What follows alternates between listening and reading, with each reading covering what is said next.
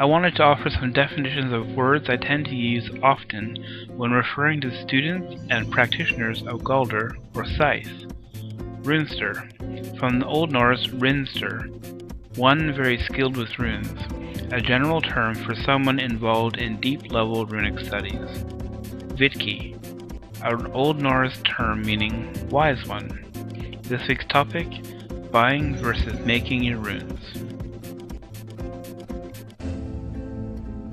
I strongly feel that each runester or Vitki should make their own set of runes from natural materials.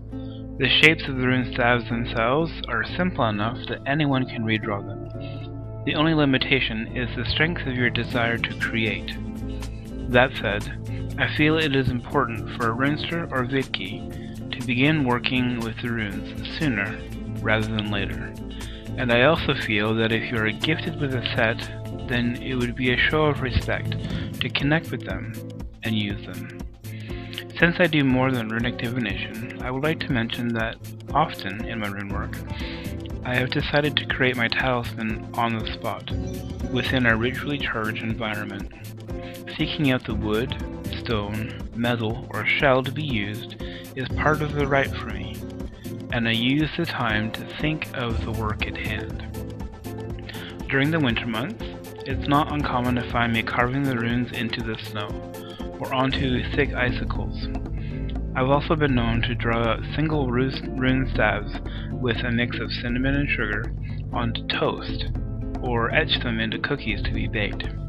This is something I did to further solidify in my mind that I was internalizing the runes, and I could strongly feel and understand that the rune and its energies, not just the food item, was passing through my body. So far, to date, I have not yet purchased a set of runes, as I prefer to make. There are several types of rune sets that can be made. My wife is preparing to create some rune tines, which are fashioned from the ends or tapered pieces of branches. I'm considering this myself, but I also find that I am drawn to the idea of creating my rune cards for use in runic meditation, as well as in divination sessions where a layout is preferred, rather than a casting method onto the white cloth. We were asked two questions this week, and it's rather interesting that they coincide.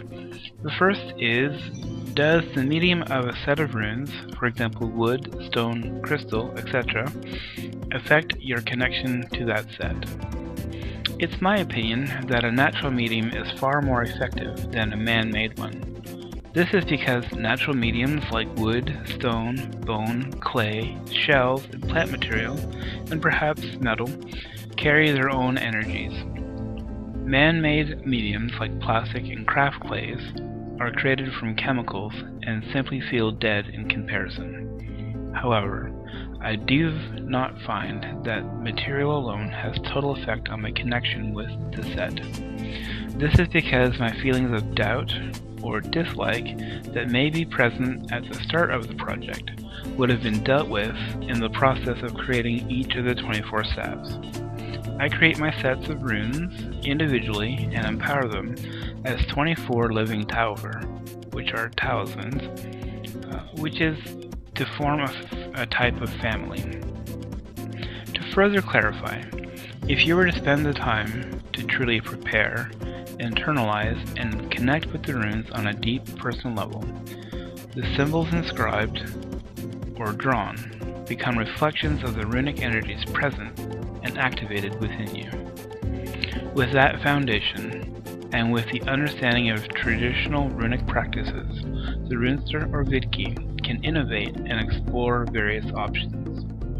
Like Jess, I have found that I dislike the feel of plastic for rune tiles, but I would not hesitate to use plastic if there was truly no other option. That said, I have chosen to use a Sharpie on my arm rather than plastic in the past. If the runester is considering making a set of runes from wood, there are some traditional woods that could be considered depending on what you have locally or are in a position to obtain. In general, Any wood from a nut or fruit-bearing tree or bush is preferred. However, consider this list of woods, which is gleaned from Edward Thorson's book, Futhark, a handbook of rune magic.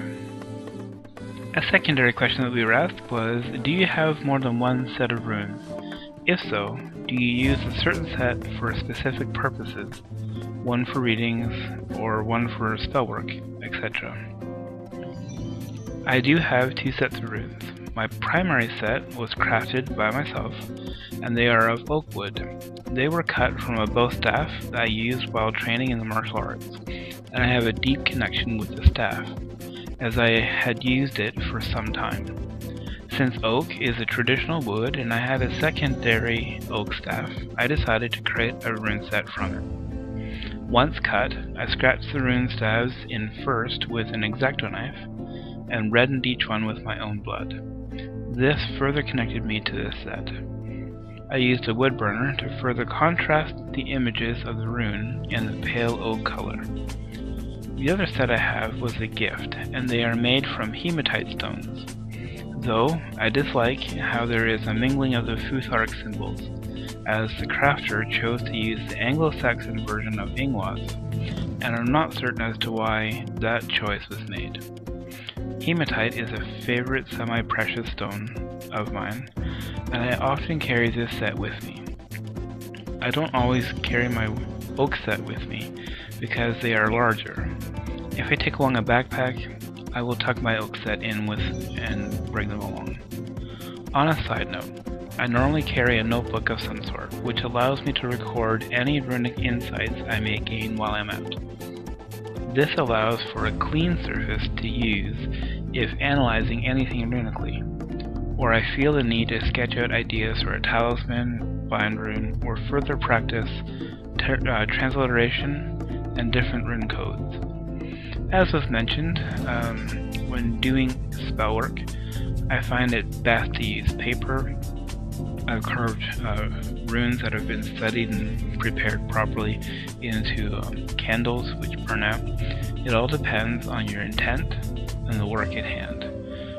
Rarely, as was also mentioned by Val, I will never really use my rune sets for spellwork. I'll use them while contemplating, while organizing the runes, getting a feel for the work at hand, but never for spellwork. So a more direct answer is yes, I have multiple sets, and no, I don't have special purposes for each one. Hope this helps, and enjoy!